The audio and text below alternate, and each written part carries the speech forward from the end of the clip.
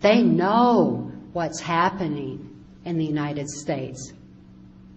They've been talking about it for years that I'm aware of, particularly on the education aspect, because it was exactly what Hitler had implemented, and they were recognizing it. They were also recognizing the erosion of our medical system and how we were becoming more and more financially dependent in this state, and losing more and more of our individual rights to information control. But the compassion of people not only in Germany, but all over the world where Mark and I have been speaking out is very encouraging. To go outside this country, it's like a whole new world. I mean, it's such a privilege to see that people are awake and aware. They know what mind control is. They know that mind control has a firm grip on America right now, that there is a criminal faction in control of our government that is seeking to control the world. And it's inexcusable that we continue to follow leaders that we didn't elect. We know that these people that are in place right now weren't elected. They keep taking the elections. Consider that the electronic voting machines were manufactured by a key corporation that's one of the among the very, very few that are actually controlling the media. They also manufactured our voting machines. And Dick Cheney is associated with that. I've known Dick Cheney through Gerald Ford since 1975. He is the most brutal person I've ever encountered personally by far. But it's his attitude and his agenda that is so frightening. Who we have in position of president is a figurehead, the spokesperson, which is why back during the Reagan-Bush administration, while George Bush and Dick Cheney were running everything from behind the proverbial wizard's curtain or behind the scenes, then Ronald Reagan could be up front and say what they needed him to. Because he was an actor, he was able to do that. But he wasn't the one who was running the country, not back then. And so it has gone now through various administrations. With Bill Clinton, for example, which was, I've known Bill Clinton since 1979 when he was governor of Arkansas, and I knew him through some CIA black ops that were involved in the CIA cocaine operations going through Mena, Arkansas. But Bill Clinton was being groomed to slip into the office of president because he would do and say what needed to be done, and he certainly had the ability to manipulate people with the way that he spoke. And therefore, it was decided in 1984 that I heard him and George Bush talking at Swiss Villa Amphitheater in Lampe, Missouri, that when people became disillusioned with Republicans leading them into the New World Order, then Bill Clinton as a Democrat would be put into place. It happened. I had also, and this was in Trance Formation of America, and it was released in 1995. That information that had been compiled. Was aware of this for so many years, and also that George Bush Jr. was going to be put into the office of president, not as someone who could think for himself, but as someone who would do exactly what he was told to do.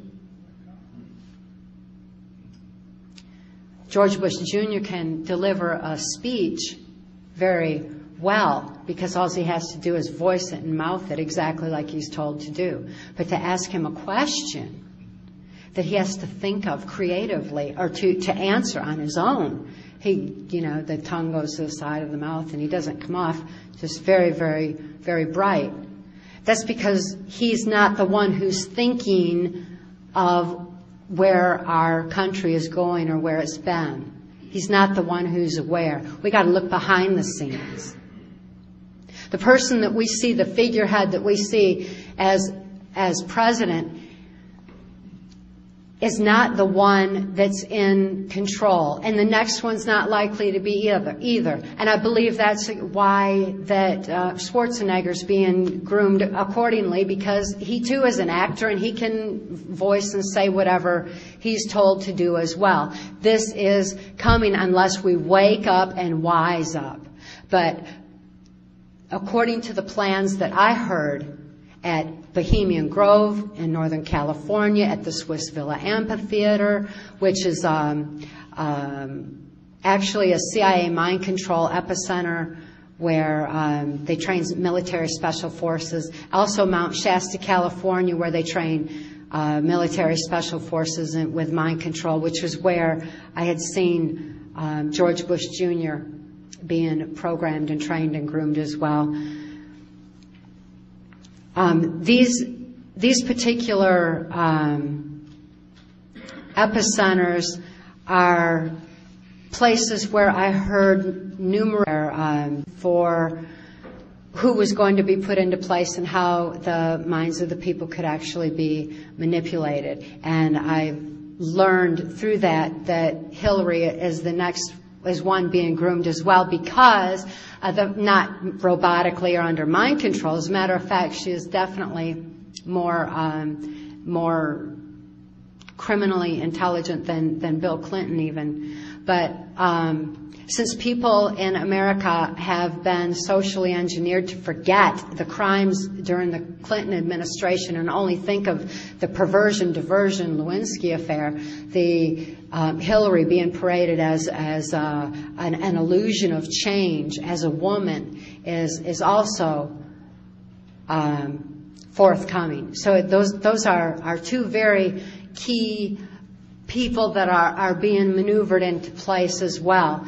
We need to become aware of this. We need to learn to expand our thinking and realize what is going on. Because when you go outside this country, it's accepted knowledge that our president is under mind control. It's accepted knowledge that Dick Cheney is very much in control. And that George Bush Sr., his closest friend and comrade, has been for a long time. Those are two key people at the top of this pyramid of power that I'm aware of. And it's essential that we realize they've been in power for a long, long time, and it's inexcusable to leave them in anymore. It's inexcusable to keep following these leaders we didn't elect. So what can we do about it? That is very much a motive behind Mark and I releasing our most recent book, Access Denied for Reasons of National Security. It contains much information on healing. It includes the exact formula, step by step, of how I recovered from my extreme mind control victimization. That same recovery methodism that set me free can set everyone free to be able to break away from the social engineering that's been put on society, to where a person can learn to expand their thinking a bit further. After Mark rescued my daughter and I in 1988, and he gave me a formula for deprogramming that I was able to use to deprogram myself. The first thing he did was strap a watch to my wrist and tell me to watch my watch, because I needed to have an awareness of time. With an awareness of time came a conscious awareness, or an ability to begin to monitor my own actions. With awareness came responsibility to follow my own will. But I know from personal experience that without free thought, there's no free will. And without free will, there's no soul expression. Just like I mentioned how my spirit had taken flight to that safe, loving place that was just so removed while my body was tortured to carry out the will of others. I needed to have that back in order to be able to stand strong for what I believed in, to be able to implement my own free will, and to be able to think for myself in order to realize what had actually been going on all those years of my life. Because when Mark rescued me in 1988, I was totally amnesic. I didn't know who I was, where I'd been. I didn't know how old I was, what year it was, until I began remembering what had happened. And because I felt safe for the first time in my life, and because I felt love, I was having memory flashes that were just flashing on my mind constantly, much the same way that people who are sexually abused oftentimes have those memories begin to break right around age 30, because our bodies have numerous changes that are going on at that time where the neuron pathways of the brain begin to change and memories begin to come forward. So with a combination of being safe for the first time and a combination of love and the fact that I was turning 30 and I was having these memory flashes, I needed to begin to remember and piece together my own life, what had happened. Comprehensible that it took logic in order to begin to comprehend it. Mark handed me a pen and told me to begin to write out my memories, because the very act of moving a pen uses the logic part of the brain. And by using logic, it shifted what was emotionally incomprehensible into logic, where I could understand, face reality, and deal with what had happened. And I began to recover at a rapid rate at that point. As I gained control over my own mind again and had free thought and free will and soul expression, I was strongly motivated to speak out on what I had learned, not out of vengeance, not out of anything negative like that. Negativity is so immobilizing. Instead, it was love for humanity. It was love for my daughter and her need for help. It was compassion. Those were the motives for me to speak out. And yet, as soon as I had deprogrammed, I had been following orders all of my life. And to learn to think for myself beyond what I had been told was a new process. It was really difficult. And thinking was like, it was like my brain would fall off into a black hole. And I just couldn't quite get there to make a decision for myself or to think for myself. And it took brain exercises where I began to expand my thinking, to consider other angles, other possibilities, other perceptions, to look at other aspects in order to begin to learn the truth. And truth is so discernible because of the strength of spirit that I had regained. It's essential that we all gain our strength of spirit in order to be able to grasp the truth. And the same truth that made me free can make anyone free from any level of abuse and any level of misinformation, disinformation, or limited information, so that we can have a firm grasp on what's really going on. With that strength of spirit becomes